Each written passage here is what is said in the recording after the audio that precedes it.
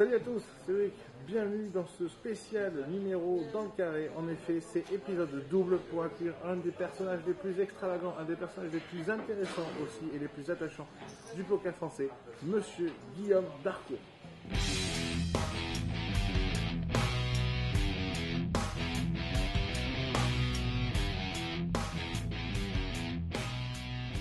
Guillaume, rebonjour. Bonjour. C'est bon. Donc, seconde partie avec toi. La dernière fois qu'on s'est vu, on parlait de la fiscalité. C'était il y a longtemps. C'était il y a un moment. Oh, une semaine. Une semaine, Oh, le exactement. temps passe vite. Là, aujourd'hui, on va revenir un petit peu plus à toi et ton avenir. Aujourd'hui, depuis ta victoire au WPT National Series, tu es dans quel état d'esprit? Tu te dis que tu es regonflé à bloc, tu te dis que 7 ans de sponsoring, ça fait long et que avec le marché actuel, c'est peut-être compliqué de continuer à vouloir être un professionnel du poker. Tu le vois comment, toi? Bon, je me dis plein de choses, mais comme tous les joueurs qui font le circuit live, parce que ça use, hein, le circuit live, tu perds plus souvent que tu gagnes, et il faut un mental très très fort pour encaisser des coups à l'année comme ça. Donc tous les joueurs de poker se posent perpétuellement ce genre de questions. Petite anecdote, il y a 3 jours, c'est le D1 du 2000 euros ici, donc à Anguin pendant les World Series, et je discute avec Roger. Et il me dit, alors écoute, moi là c'est ma dernière année, je suis fatigué, j'ai pas le même plaisir là, et puis les sommes qu'on met c'est quand même déraisonnable. Et puis je lui dis, ouais, moi aussi, je pense qu'on va lever le pied l'année prochaine. 2 jours après, il prend le bracelet et il le gagne, le deuxième bracelet. Lui, je pense qu'il en a repris pour 2 ans, tu vois. C'est un peu comme ça que ça marche, tu vois, le poker. Donc, moi, aujourd'hui, je suis juste dans l'envie de faire aussi d'autres trucs. Donc, là, on a redéménagé, on s'est installé un petit peu au soleil, j'ai envie de profiter un petit peu de ma famille, de mes enfants et tout ça. J'ai remonté une boîte aussi, donc j'ai un petit peu de boulot, donc ouais, effectivement, je pense que je vais élever un petit peu le pied. Parce que tout le monde voit les vies sympas qu'on a, on bouge, il faut voir que c'est beaucoup de sacrifices aussi, quoi, tu vois. Justement, les sacrifices, certains joueurs parlaient des problèmes que ça pouvait lier sur leur vie familiale, etc. Comme tu dis, toi tu es papa de 3 enfants, c'est ça? Ouais. Est-ce que comment tu arrives à allier les deux, ou est-ce que c'est trop compliqué finalement et qu'à un moment donné il faut faire un choix? Non, enfin, tu es obligé de faire un choix dans la mesure où c'est ton boulot ou c'est ta famille, puisque t'es pas avec eux. Je t'avais dit, moi, entre mars 2012 et juin 2013, j'ai pas passé une fois plus de 4 jours consécutifs chez moi. Donc c'est forcément un sacrifice et un choix. Maintenant, si la question c'est comment on gère ça, c'est compliqué. C'est compliqué, ça peut ne pas passer. Faut déjà avec ta femme un minimum de compréhension parce que c'est des vies un petit peu compliquées. Bon, moi je suis pas trop à plaindre parce qu'elle me suit quand même beaucoup à l'année. C'est un petit peu le rythme qu'on a trouvé pour pas que ça aille dans le mur, parce qu'on a déjà fait ça une fois il y a quelques années, et notamment à cause du poker où je partageais pas ça avec elle. C'est pire que ça, je voulais pas partager ça avec elle, et c'est difficilement admissible. Donc si t'as pas un couple solide, une femme qui comprend ce que c'est le poker et que c'est du travail et que tu es souvent absent, ça ne peut pas fonctionner. Et même quand elle comprend ça, il y a des chances que ça ne fonctionne pas quand même. Tu as gagné donc 2 WT, tu as fait une 30e place au main event, c'est ça? 35e, 30e, 35e place au main event. Tu as quand même de très belles lignes à ton palmarès. Je pense que tu dois avoir une des plus gros ZM Mob français quand même. Qu'est-ce qui te fait encore, toi, rêver dans le poker?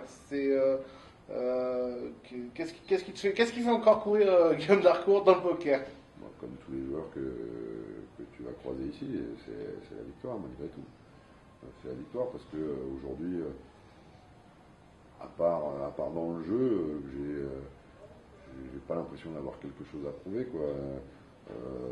J'ai plus envie de faire le guignol pour faire le guignol ou faire des trucs pour me faire remarquer ou des choses comme ça. Donc la seule chose qui reste pour s'exprimer, c'est la victoire. Maintenant, tu as oublié un truc dans mon palmarès qui me dérange parce que moi c'est un de mes plus beaux souvenirs quand même. C'est une table finale et une troisième place à un event des World Series à Vegas. C'est vrai. Donc en 2010, j'ai fait table finale j'ai fait troisième du 3000 Triple Chance. Et d'ailleurs, t'en parles en disant que tu penses que tu t'es fait avoir par les Ouais, deux, c'était deux Américains, c'est ça? Un Canadien, un Américain. Enfin, que les deux c'était. Clairement fait avoir et tout le monde l'a vu sauf moi. J'étais trop dans le truc, j'étais trop euphorique. Tu penses quoi qu'ils ont dealé à deux le fait de pas sortir jusque là, mais ce qui était évident, c'est que ils se jouaient pas, quoi. À 3 left, ils avaient décidé de pas se jouer.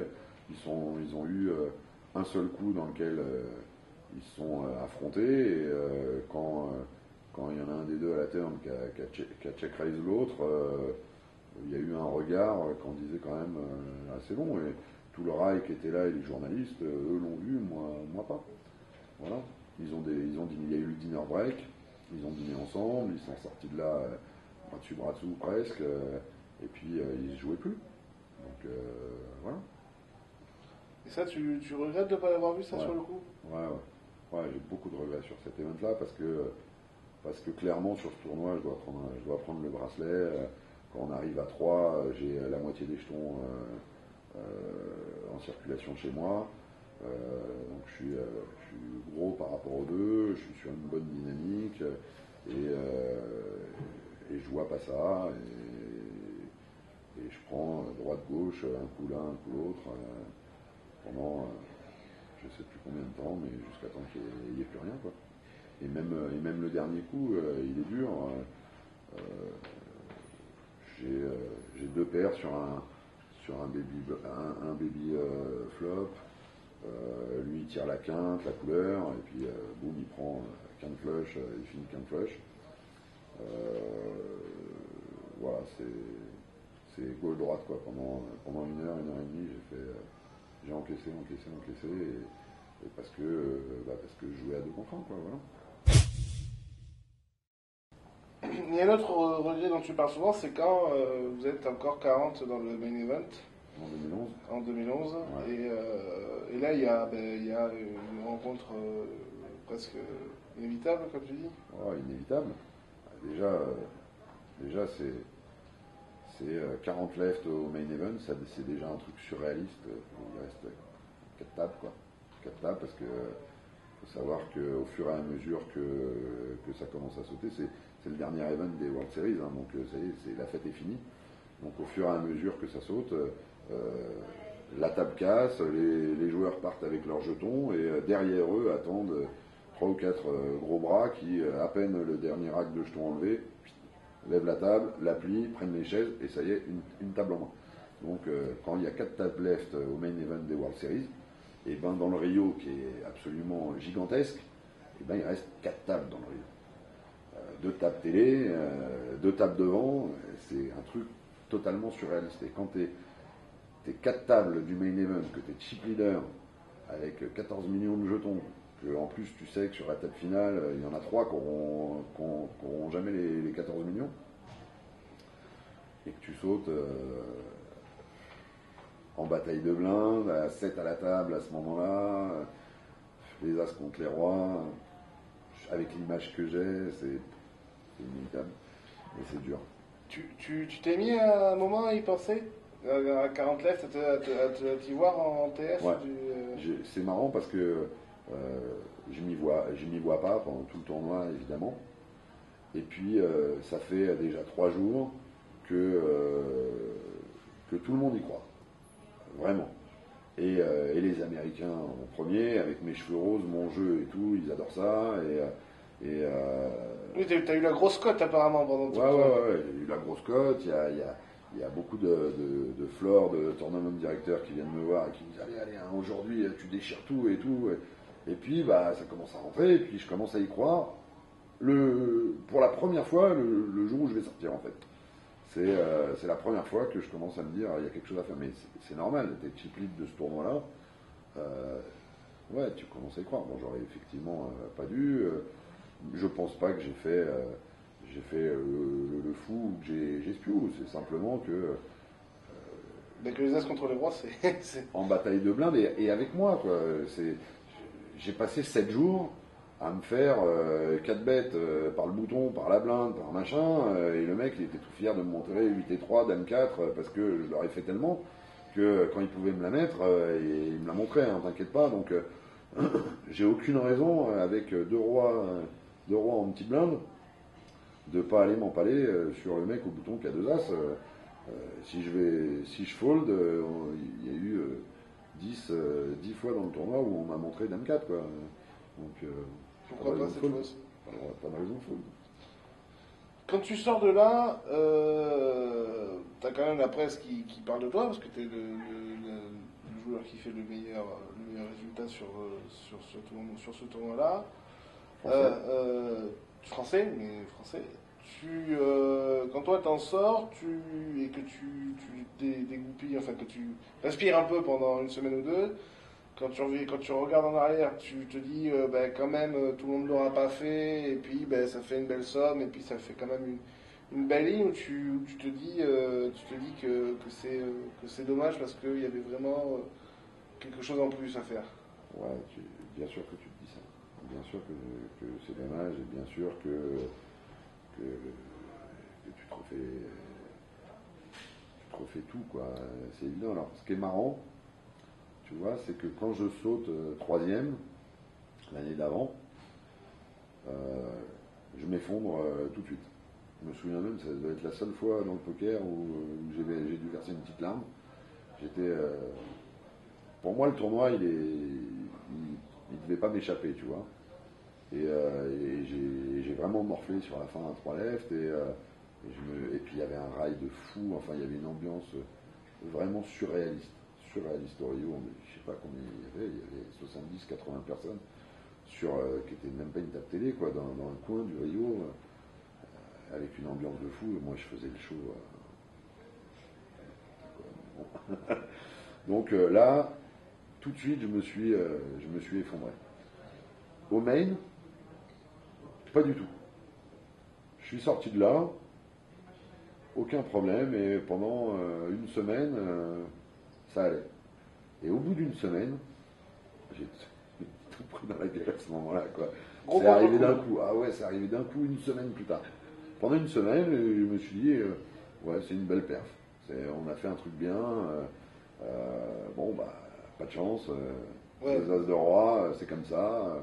Et puis, je pensais vraiment avoir surmonté le truc, et j'étais zen en interview. Voilà, c'est comme ça, c'est le poker. Une semaine après, wow, ça a été dur. Ouais. Aujourd'hui, j'ai des regrets, c'est normal, mais bon, j'ai beaucoup plus de regrets sur la 3e place l'année d'avant que sur le main. À part toi, tu as aussi vécu des belles émotions grâce à un ami à toi qui s'appelle Philippe Torza. Ouais. On connaît notre amitié tous les deux. Quand j'ai eu en interview Philippe, je lui disais, quand on voit les images, t'as l'air presque plus heureux que lui, en fait, quand il est en TF et quand palier par palier, il arrive à tenir et à doubler, etc. Ouais. Bah, j'ai envie de te dire, c'est normal vu le pourcentage que j'ai chez lui. Non, c'est pas il a dit que vous swappiez, il m'a confié que vous swappiez en fait tout le temps le même, sur tous les tournois en ouais, fait. On soit pas l'année. Ouais, voilà. On soit pas l'année, mais bon, non, sincèrement, c'était pour dire une connerie. Non, mais oui, c'est vrai, parce que c'est anormal. Lui, il est dedans, tu vois, donc à ce moment-là, il a pas de place pour ça. Il a d'autres choses dans la tête. Bien sûr qu'il y a une place pour ça, mais pas que. Lui, il fait attention à ce qu'il fait, et il joue une partie, la table finale de Philippe Torza au WPT Championship, c'est la plus belle partie de sa vie. Hein. Il fait un truc, il joue, il doit le gagner, hein, ce tournoi. Tous les jours, il doit le gagner. Hein. Marvin a de la chance sur le heads-up, où il touche beaucoup de jeux en plus. Donc, mais sinon, Philippe, il doit le gagner. Il fait une partie sensationnelle. J'ai dit, et je pense qu'il a fait une table finale comme moi, j'ai jamais réussi à jouer de ma vie. Hein. Il a fait un truc fabuleux. Et je pense que tout ça, c'est une dynamique, c'est un ensemble de choses qui ont donné ça chez moi, ça chez lui. Et lui, il est clairement porté par Fabien Perrault et moi, et par le rail qu'il a, et le coaching qu'on lui donne. Et il prend pleinement la mesure de ça. Il joue pour lui, mais tu sens qu'il joue pour nous aussi, qu'il veut écouter ce qu'on lui dit, qu'il veut nous impressionner, qu'il veut faire les choses. Et sur cette partie, Philippe, il se surpasse. Il fait un truc fabuleux. Si j'étais un peu méchant, je te dirais, Philippe, il fait là un truc qu'il a jamais fait. Voilà, et je suis pas méchant parce que je dis, moi-même, je l'ai jamais fait. Tu vois? Donc je reconnais le niveau, vraiment le niveau qu'il a mis sur cette table finale, qui est un niveau formidable. Et je sais pas si moi j'aurais été capable de faire ça. Philippe, il fait quasi pas une erreur, il sent le truc, il est agressif comme il l'a jamais été. Il 3 bêtes ou il 4 bêtes Mizraki avec des vrais merguez, quand il sait qu'il va coucher. Enfin, il fait un festival. Bon, maintenant on va parler un petit peu de l'avenir. Tu te vois où dans 5 ans? Wow. J'en sais rien. Sincèrement. Tu y réfléchis parfois? Non. Non, parce que je sais pas comment ça marche la vie, moi je sais comment elle marche la mienne. Et depuis que j'ai 18 ans, ma vie c'est de la passion, c'est des opportunités, c'est au bon endroit au bon moment, c'est des rencontres. Et c'est vraiment plus que tous les amis que j'ai depuis longtemps, là, moi j'ai une vie qui est rythmée comme ça et qui m'emmène là où il y a une passion, là où il y a quelque chose que j'ai vraiment envie de faire. Donc, te dire où j'en serai, j'en ai aucune idée. Ce qui est sûr, c'est que là, depuis 2 mois, j'ai remonté une boîte, c'est ce que je sais faire, et que ça fait 6 ans que j'ai pas vraiment bossé, que je me suis un peu tenu à l'écart de mes sociétés, tout ça, et que là, ça me replaît. Ça me replaît. J'ai 50 personnes qui travaillent avec nous, j'ai un associé qui est un de mes potes d'enfance, et là je me reprends au jeu, j'ai envie, tu vois. Donc maintenant dans 5 ans, je sais pas. Si un jour tes enfants se mettent au poker, tu leur diras quoi? Je sais pas. Je sais pas, je suis ni pour ni contre. Ça te ferait peur? Si tu vois qu'en plus ils sont bons et qu'ils commencent à... Bien sûr, ça ferait peur. Ça ferait peur, comme tu sais, quand j'étais jeune, je t'ai dit, je voulais être comédien, et il y a eu des moments où je me suis dit, et si mes enfants ils voulaient l'être, ça me faisait peur aussi, tu vois. Donc, moi, je me suis dit en ça fait, dans mes toutes les enfants. conneries que j'ai faites, ça me fait toujours peur que mes enfants les fassent. Tu parlais tout à l'heure de ta femme, qui est donc Caroline Darcourt, qui est quand même devenue, qui a été couvreuse pour PMU aussi, Ouais. et puis qui est quand même devenue, au moins dans le poker français, une des références au niveau photo. Mondial, même, tu peux dire. Mondial, non mais voilà, Non, mais alors là, je tire mon chapeau, ce qu'elle a fait en photo dans voilà. le poker, Ouais, et c'est ça, pas dans le poker, parce qu'elle n'a pas fait que ça. C'est formidable, et le monde entier lui dit, et des joueurs du monde entier, des photographes du monde entier, qui reconnaissent son travail, l'œil qu'elle a. Elle a fait un truc fabuleux, quoi, avec aucune technique à l'origine, avec rien, quoi. Elle a appris elle a appris sur le tas et elle a un œil que très peu ont. Et elle, aujourd'hui, elle a envie de continuer à faire ça ou... Bah, pas vraiment, on la voit pas beaucoup depuis un an. Non, elle a un peu fait le tour. Elle a un peu fait le tour. Et puis, tu dis qu'elle n'avait pas, finalement pas mal été volée, quoi, par... bah, tu fais pas ça pour l'argent, quoi, parce que c'est un. Voilà, là, tu veux me chauffer encore qu'on balance, c'est ça. C'est parce que la deuxième émission, je me suis pas énervé, que j'ai pas balancé. Là, et ben, alors vas-y, alors on y va, allez. Et ben, ouais, c'est un sale boulot dans un sale milieu. On a passé 3 ans alors qu'elle a un travail vraiment de qualité et que c'est un travail. Elle a passé 3 ans, elle n'a jamais récupéré 1 euro d'une photo qu'elle a faite et pourtant tu les vois partout sur internet, même dans les magazines. Au départ, on les volait directement sur le net et on les publiait avec une qualité pourrie, tu vois. Après, il y a un magazine qui lui a demandé de lui donner les photos, donc elle a dit bah non, déjà ça fait des mois qu'on me les vole, et puis je vois pas pourquoi je les donnerais, quoi, c'est mon travail, donc je veux bien les vendre.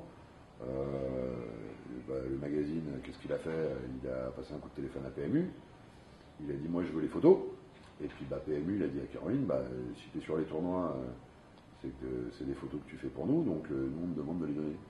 Bon voilà le circuit. Donc au final, c'est un truc où tu peux pas gagner d'argent. Et je comprends pas, moi, pourquoi tu as des gens qui travaillent, qui n'ont pas le droit de gagner d'argent, et encore moins des gens qui ont du talent. Voilà. Donc ma femme, moi je trouve qu'elle a un talent dans la photo qui est formidable. Elle s'est investie là-dedans parce que PMU lui demandait quoi au départ? PMU lui demandait de couvrir des tournois avec un petit appareil photo, et puis elle allait faire ça. Ma femme, elle n'a pas fait ça. Au fur et à mesure, ça lui a plu, elle s'est prise au jeu. Quand tu la vois arriver sur un tournoi, c'est avec une valise d'appareils photo et d'accessoires. Elle en a pour des milliers et des milliers d'euros d'investissement personnel, parce que ça lui plaisait. Mais dont elle ne fera plus rien aujourd'hui, puisqu'elle a arrêté. Alors elle prend des photos comme ça pour elle, là, mais bon, elle a investi une grande partie de ce qu'elle a touché par PMU, elle l'a investi dans du matériel photo. Pourquoi? Pour qu'on lui paye même pas une photo, et pire qu'on lui vole, et donc c'est dénigrer son travail, et je trouve ça honteux. Oui, alors pour finir sur Caroline Darcourt, pendant le WPT National Series, celui que tu gagnes, j'ai l'impression de deux choses. J'ai l'impression que tu prends une certaine forme de revanche, et j'ai surtout l'impression que c'est la première fois où tu partages à fond quelque chose avec elle, ou en tout cas quelque chose de différent. On le voyait sur des photos de victoire où tu es avec elle, ou tu es avec le trophée à côté. Il y a une vraie fusion qu'en plus on ne voit pas souvent au poker. Très souvent, c'est seul ou c'est avec des amis. Il y a peu l'idée de famille dedans. Ouais, mais t'as raison. Et puis spécialement là-dessus, il s'est passé un truc. C'est que je joue Cannes et Caroline ne couvre pas. Ce qui arrive de temps en temps, mais c'est assez rare, surtout à Cannes, parce que généralement on descend ensemble. Mais là, c'est les vacances pour les enfants, donc elle décide de les emmener à Paris, passer une semaine chez nos parents, etc. Donc elle n'est pas à Cannes. Et puis, je crois de mémoire, la table finale, ça doit être, je sais plus, c'est un dimanche, un lundi, mais en tout cas, c'est le jour où elle a prévu de rentrer à la maison avec les enfants, parce qu'ils redémarrent l'école le lundi matin.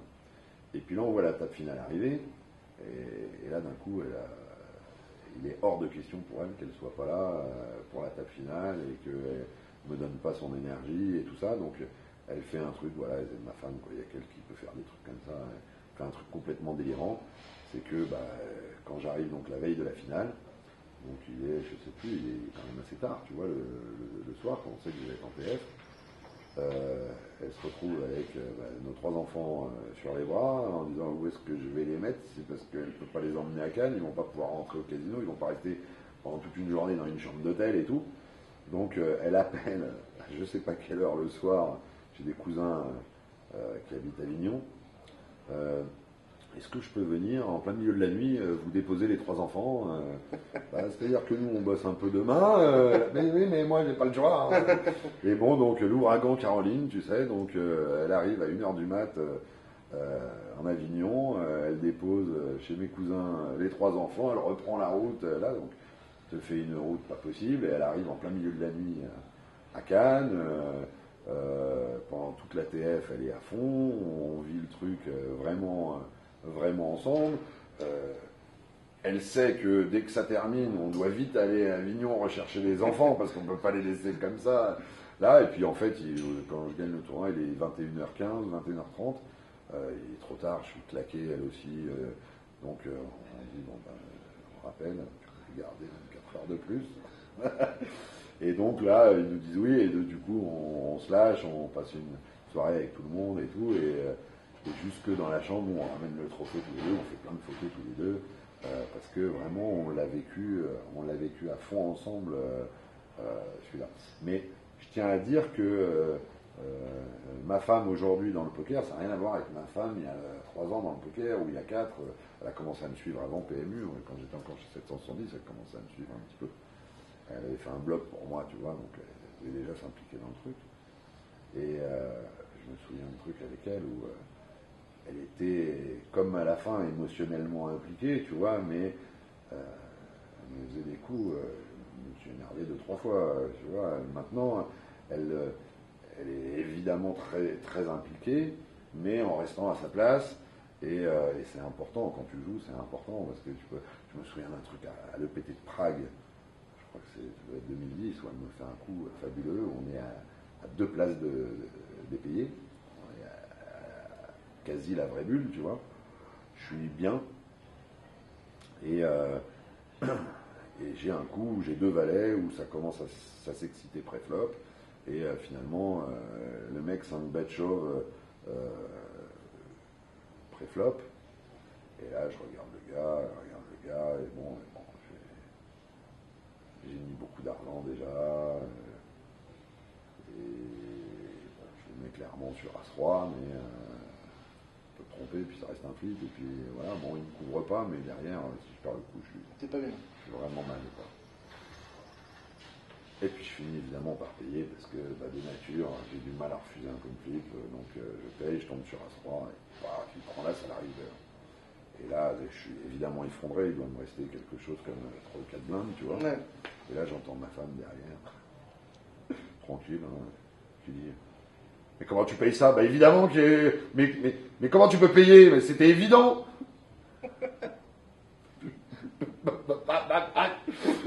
Il a fallu que PMU la sorte et lui dit, tu reviendras plus tard, ou pas d'ailleurs, hein, parce que moi je commençais à être rouge, je partais dans tous les sens, ça allait hurler dans la salle si tu veux. Donc elle était derrière moi, et puis c'est pas la seule fois, elle me l'a refait une fois ou deux, où elle me commentait les coups, surtout quand je les perdais, tu sais. Elle les commentait derrière. Déjà, tu les perds, tu l'as comme ça, puis derrière, t'entends ta femme qui fait. Évidemment. mais elle faisait ça, c'était pas pour emmerder.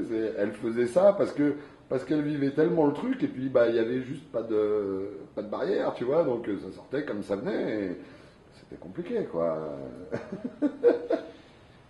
Donc Cannes, c'était vraiment autre chose, et là on l'a partagé pleinement. C'est ton plus beau souvenir de poker? Cannes? Ouais. Non.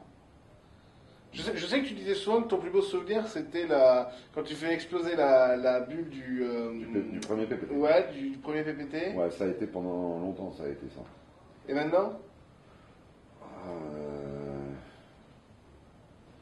Écoute, c'est pour ça que je t'ai corrigé tout à l'heure sur cette 3e place au World Series, parce que ça, c'est un de mes meilleurs et un de mes pires souvenirs. Et c'est un de mes meilleurs parce que j'étais porté par un rail monstrueux comme j'en ai jamais eu avant et après, tu vois. Et c'était vraiment... C'était la folie, vraiment la folie. Et je te dis, on n'était pas sur une table télé, on était dans un coin du Rio parce qu'il y avait d'autres TF qui se jouaient, donc on n'avait pas mis celle-là. Et il y avait 70, 80 Français, ils étaient tous là, tous mes potes, tout le monde. tous ceux qui passaient voulaient voir, mais qu'est-ce que c'est que ce bazar-là dans un coin du Rio avec des mecs qui gueulent à toutes les mains, qui hurlent dans tous les sens, ça applaudit, ça crie, ça chante. Et puis moi j'étais debout, je faisais comme ça, il y a des photos de Luc Fournaise magnifiques là-dessus, c'était un truc de fou. Il y a même Patrick Bruel qui jouait un tournoi dans une salle du Rio à côté, qui entend ce bruit et à son break à lui, il veut aller voir de quoi il s'agit. Et puis alors, il voit que c'est moi, il vient, et puis on commence à se parler comme ça. Il dit vas-y, bon, j'ai pas de conseils à te donner, mais tu sais ce que tu as à faire et tout. Mais une ambiance juste folle, tu vois. Alors c'est un de mes pires souvenirs, parce que bon, ça je te l'ai expliqué, mais c'est aussi un de mes meilleurs, parce que ça c'est moi, quoi. C'est cette folie-là. Et avec mes potes et d'autres qui sont rentrés dans mon monde, dans mon délire, et qui étaient aussi fous que moi, quoi, pendant je sais pas combien de temps. Et je me levais et je tapais dans les mains. Enfin bon, c'était surréaliste. On voit pas ça, les mecs, ils sont tous comme ça. Là, c'était tout le contraire, tu vois. Donc évidemment, pour les deux autres, ça leur donnait qu'une envie, c'était de me défoncer. Il y en a l'Américain avec sa capuche comme ça, il regarde l'autre et puis il dit mais pourquoi j'ai pas d'amis?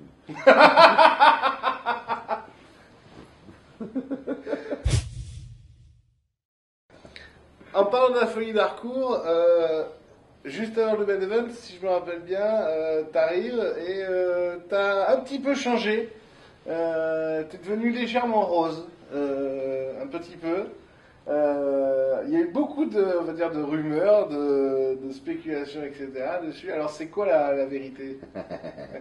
La vérité, je l'ai jamais donnée. Je l'ai donnée à quelques potes, mais en interview, je l'ai jamais donné la vérité. Alors je vais te faire un scoop, je vais te la dire la vérité. Parce que bon, je l'ai jamais donné parce que je voulais garder ça pour moi. Je voulais avoir ce petit secret-là, et puis parce que aussi la raison, elle n'est pas personnelle, quoi. Et bien la raison qui est personnelle, elle est très simple. Voilà, alors je vais le dire, il faut que je regarde où. N'importe lequel des deux. Alors je vais dire pour la première fois pourquoi j'ai eu les cheveux roses. Eh ben j'ai fait les cheveux roses pour faire chier ma femme. Voilà la vraie raison. Je la donne pour la première fois aujourd'hui, je l'ai fait pour faire chier Caroline. Parce que le truc c'est que derrière j'ai fait cette 35e place, que la PMU m'a dit t'as l'intention de les garder parce que ça serait bien. Et je me suis fait avoir comme ça, mais ça m'a amusé de toute façon. Mais la raison au départ, voilà, c'est pour faire chier ma femme. Parce que vous voulez pas que tu... Écoute, parce que je sais plus comment ça a été lancé, parce que je sais plus si elle s'était elle-même fait couper les cheveux, que ça me plaisait pas et machin. Et puis un jour, j'ai dit, moi je vais me faire les cheveux roses, comme ça. Et puis le truc était resté. C'était quand elle m'emmerdait un peu et tout, je lui disais, j'ai envie de faire les cheveux roses. Et puis là, on est à Vegas, et puis on s'engueule, et puis on s'est engueulé sur un truc, et puis j'étais mauvais partie de la chambre, comme ça, j'étais pas bien. Et je suis sorti, je suis allé faire un tour, et puis je vais au Walgreen acheter 2-3 trucs, et puis je vois la teinture rose. Je dis, bah tiens, alors celle-là, tu l'as pas volée. Donc en plus, sur n'importe quelle couleur, tu prenais là où c'était rose, c'était le rose. Le rose, ça fait tilt dans ma tête, tu vois, parce que ça me travaillait, ce rose, donc je vois le machin, et puis là, c'était le bon moment, et tiens, bah putain, je vais te faire chier. C'est ça. Donc je prends le truc, je rentre dans ma chambre, et puis je me fais le shampoing tout seul dans ma chambre. Et elle arrive, 2 heures après, elle rentre dans la chambre avec ses paquets, elle était faire shopping. Et ben voilà, tiens, ben voilà, comme ça c'est fait.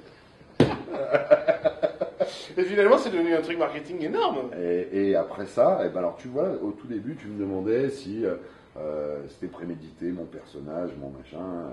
Je t'ai répondu non, et c'est la vérité. Et là encore, c'était pas prémédité. En revanche, je sais que ça a été un coup marketing énorme.